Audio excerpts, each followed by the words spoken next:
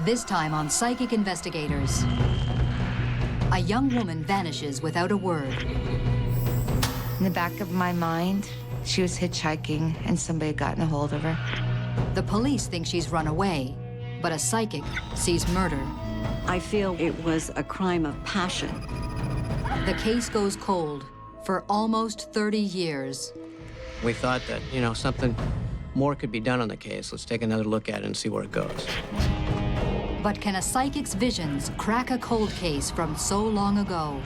You really can't expect somebody that's been lying for 25 years to all of a sudden say, I did it.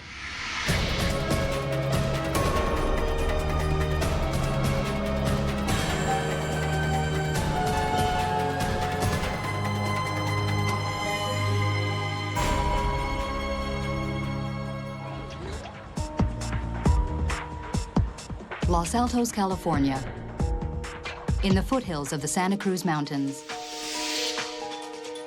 Once known for its orchards, by the late 1970s, it's become a bedroom community for Bay Area commuters. It was a very quiet, calming place. It was affluent as it is today. The people who lived here cared greatly about their community. Los Altos is a safe haven, a good place to raise a family, or so it seemed. On March 28, 1978, 17-year-old Laura Ann Byerly, a student at Los Altos High, vanishes without a trace.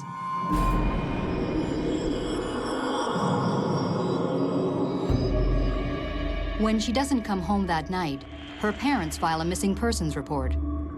Police quickly decide Laura has run away, with good reason. She had run away at least 6 times, and she had had problems with her parents. She would run away, she would disappear. She had been gone for several weeks, and then she would reappear, come back home. She'd always keep in contact with her friends, and then, come back into the household to make amends with her mom. Mary Cressy has been Laura's best friend since the 8th grade. Every time that she ran away, I was always the first person she'd go to. She ran away, but she always came right back. Her parents, Erwin and Betty Byerly, are sure that this time she hasn't run away. Recently, she's been turning her life around. She was rebuilding her relationship with her parents. She had decent friends and wanted to change. But the police are certain that Laura has taken off, and her friends are hiding it. So you guys saw her yesterday, and if you guys have seen her, you know her. They questioned us about last time we had seen Laura. And they said, well, has she contacted you? And I said, no. I was like a sister to Laura. We stuck together through everything.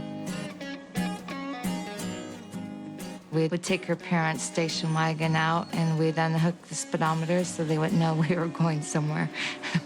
We would say we'd be in town going shopping, but actually we'd head to Santa Cruz. She was just a social butterfly. She trusted people. At the Byerly's insistence, police proceed with a routine missing persons investigation. They discover that the day she disappeared, Laura broke up with one young man, Scott Schultz, and made a date with another, John McFoland. The day she had disappeared, she had gone to school that morning. She had the same class as this John McFoland in the morning. 2 witnesses say they saw her leaving, going into the parking lot area. She did not go to her second period class. She was never seen again.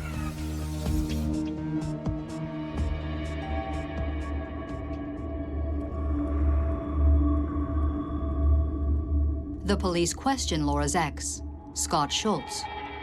He tells the police that he was home and he never saw Laura. He thought she was going to hitchhike over to the house.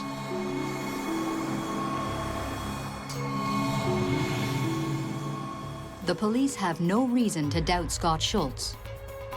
Laura is known to hitchhike. With no witnesses and no evidence of foul play, the investigation winds down. But there's still no sign of Laura, and her mother won't give up. She didn't know why she would run away. She didn't know why she just disappeared. She had no idea what happened. Betty felt in her heart something had gone wrong. I was the one that suggested to hire a psychic, and that's where Annette Martin came in. Annette Martin is a well-respected California psychic who's helped to solve crimes for law enforcement agencies across the country, including the FBI. 10 days after her daughter's disappearance, Betty Byerly visits the psychic and provides her with a photograph of Laura. I close my eyes and I take a couple of deep breaths, and immediately I begin to receive impressions from that photograph. Laura did not run away at all. The police are wrong.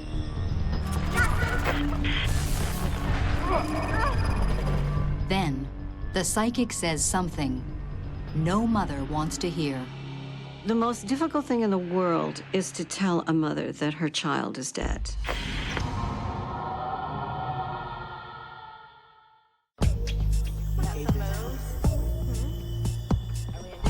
"17-year-old Laura Byerly has gone missing from her Los Altos home. Desperate to find her daughter, Betty Byerly has met with a psychic.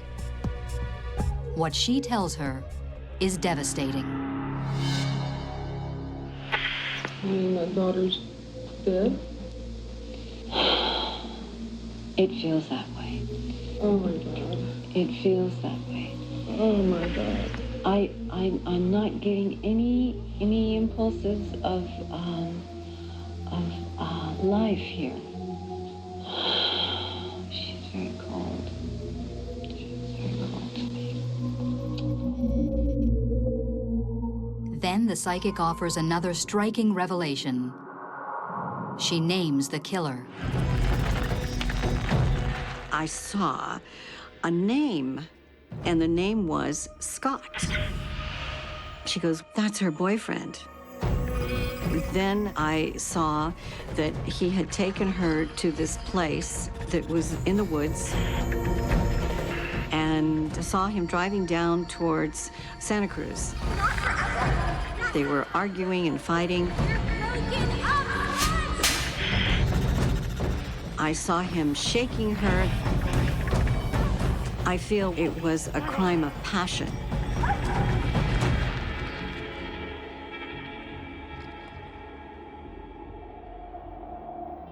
And then I saw him bury her in a very shallow grave.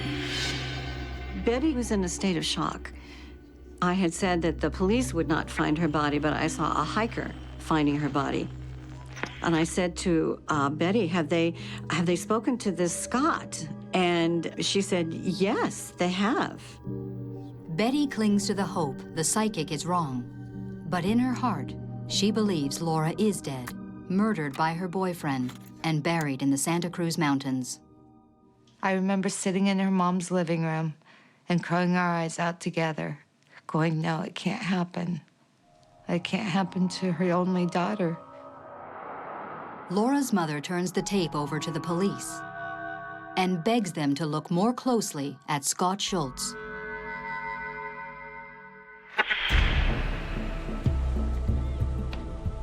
She tells them that Laura and Scott have been dating for 6 months, that he's bad news, controlling and possessive, a dropout who's going nowhere. With Scott, she seemed to be a different person. She would sit there and would clam up. I felt in my heart that she was almost afraid of him. But Laura was moving away from her boyfriend. The morning she disappeared, she broke up with him in a long phone call Laura's mother describes to police. The phone call started about 1:40 in the morning, and they talked for 4 hours. According to Laura, they talk about their relationship, how she's, no longer wants a relationship with him. He's very emotional. He cries on the phone several times related to them breaking up, and that she's going in a different direction. In the morning, she notices that Laura's crying, and Laura tells her, hey, I just broke up with Scott. I broke up with him on the phone. I feel bad that I didn't do it in person. And the mom just tells her, hey, don't worry about it. Just go to school, things will get better. It's the last time Betty Byerly sees her daughter alive. Despite the psychic's suspicions, the police still have nothing to link Scott to Laura's disappearance. The police have nothing on him and no reason to believe Laura has been murdered. However, they search a small section of the mountains where the psychic says Laura will be found. But they find nothing.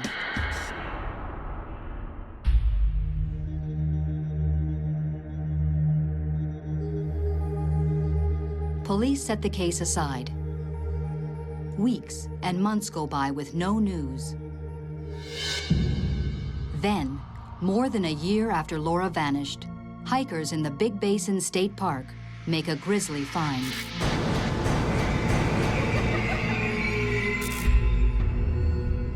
April 1979, some hikers in the Santa Cruz mountains going along a trail, their dog goes off to the side, and he brings out what appears to be a bone. The people kind of look at it, and then they discover that, hey, this is a human mandible. They also find some clothing and some other items, and they gather all these items. So they go alert the ranger who then calls the police department, and they recognize it as a crime scene. The Santa Cruz County coroner concludes the young woman has been dead for at least a year. Her name is Laura Byerly. The police contact Mary Cressy, now living in Salem, Oregon. They said that they'd like to fly in and interview me, and they would like to have me look at some items that belonged to Laura. I had to do this because her dad had died 6 months after Laura disappeared, and I don't think that her mom was able to handle the pressure. I had to identify her shoes. I had to identify her black polyester pants, and I had to identify her sheer flower top. That's all that was left. Her jewelry wasn't there, and Laura always wore jewelry. So I thought that was quite odd. The Santa Cruz police join with Los Altos to investigate what is now considered a homicide. They re-interview witnesses, including Scott Schultz, but uncover no new leads. The Los Altos detective re-interviews Scott at that time. In fact, at this time, it's the most thorough interview of Scott done by the Los Altos Police Department. But he's really never really taken on as a major suspect in this case. They can't tie him to the crime scene. They can't tie him to her disappearance. He's just kind of a player that really has never been identified. As far as they're concerned, she was a runaway.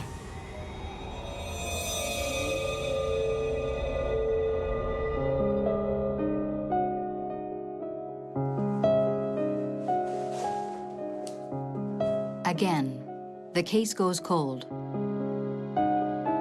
In 1996, Betty Byerly dies in a house fire. With both her parents dead, it seems Laura's memory is dying too.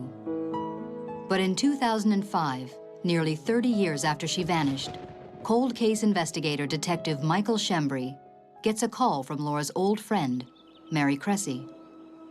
It was always in the back of my mind that there had to be an answer to this. And I said, you need to pursue it. You need to keep after them, and you need to make sure that this does not get closed again. She felt at the time, in 1978, that the police department really hadn't done a thorough investigation. And she thought that if we reopened the case and started contacting people, maybe something could be done. And especially in this case, because there was really no family members alive, and there was really nobody else that was, you know, kind of holding the torch to get this thing done. We read it, and we thought that, you know, something more could be done on the case. Let's take another look at it and see where it goes. One detail in Laura's file that catches the detective's eye is a reference to psychic Annette Martin. But the tape of the psychic's reading is missing. Mike Shembri called me on the phone and said to me, I was just wondering if you would possibly have a copy of that tape. And I said, yes. I keep a copy of every single murder case. A lot of these old cases, you'll find that the family has made contact with a psychic. It's not uncommon. If somebody has this ability, that's great. And in this case, it's been open for 25 years. It's certainly not going to hurt. Annette had specific information about the location of the body and what took place. And that information given at that time was not that far off base. The psychic had predicted Laura's murder and how her body would be found. But will her visions help the police track the killer?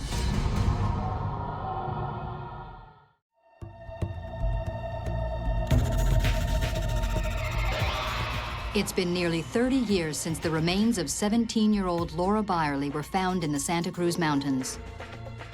Her killer has never been found. Cold case investigator Michael Shembri listens to the long-lost tape of a psychic reading. Scott definitely has something to do with her disappearance. He's very sick. In it, the psychic zeroes in on the boyfriend, Scott Schultz, who police eliminated as a suspect all those years ago. So I wanted to talk to her to see if there was any other information or any other feelings that maybe I could take a look at or would point me in a direction where I would get other evidence that would really help in this case. When you're listening to a psychic statement and you're reading the psychic statement, you're still a police officer. So you know that you're just taking this information and you're gonna take it and see if you can do anything with it. Will it provide me a witness? Will it give me a better look at the crime scene? Will it show me a different location where they could have been earlier? Or give me something that I didn't have before? So that's how I looked at her information. Because you realize this information is not admissible in court. You can't walk into court and say, the psychic said that Scott Schultz killed her, so therefore we rest our case. The deeper Shembri digs, the more his suspicions match the psychic's. There were several facts that just didn't make any sense. The fact that she had talked to him that morning for 4 hours. She had gone to school and she had made a date in her first period class with her new boyfriend, John McFolin. Then she had a hair appointment later on at 3 o'clock in the afternoon. To me, a young lady that had just made a date with her new boyfriend, that had a hair appointment, she wouldn't run away. She wouldn't disappear unless something specifically happened to her.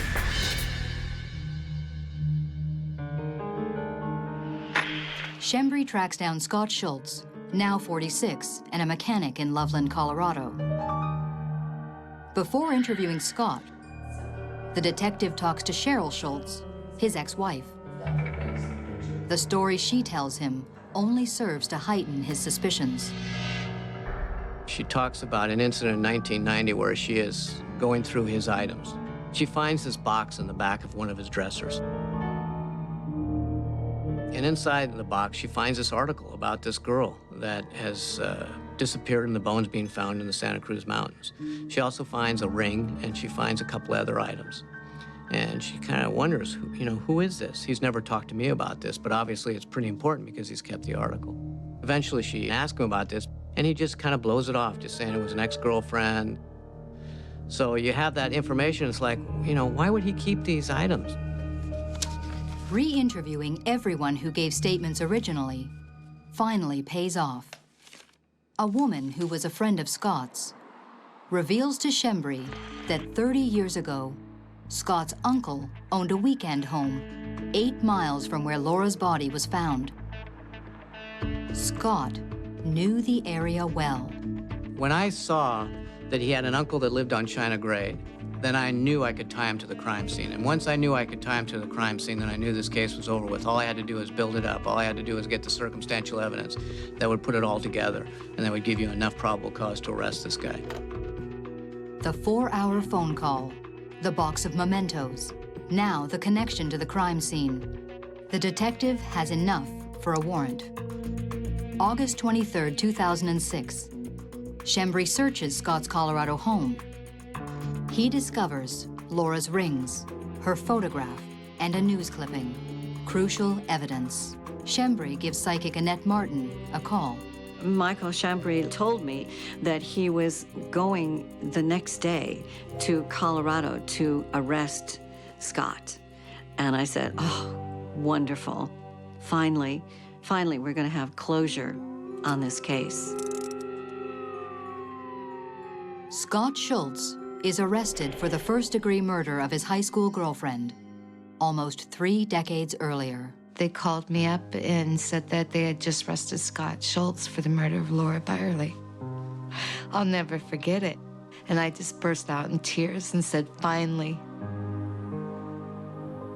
Brian Welsh is the DA who prosecuted the case. This really was a classic case of all the circumstantial evidence, when looked at in its entirety, pointed to Scott Schultz and his guilt. But he had steadfastly denied killing Laura when he had been interviewed on a number of occasions by the investigators. Scott Schultz is extradited to California, where he pleads no contest to a reduced charge of voluntary manslaughter. Voluntary manslaughter in this case is referred to as a heat of passion crime. Under California law, a person can plead either guilty or no contest. In this case, he pled no contest. At the time he entered the plea, the court informed him that a no contest plea would be treated as a guilty plea. By pleading no contest, Scott Schultz avoids the uncertain outcome of a jury trial, and the full details of how Laura died are never revealed. But the cold case investigator's best guess is that she and Scott argued, emotions ran high, and Scott killed her in a fit of rage, just as the psychic visualized all those years ago. Some people have the ability to see things. I mean, as you get older, there's a lot of things that you really firmly disbelieve when you were younger, that as you get older, you say, you know what, maybe that's possible.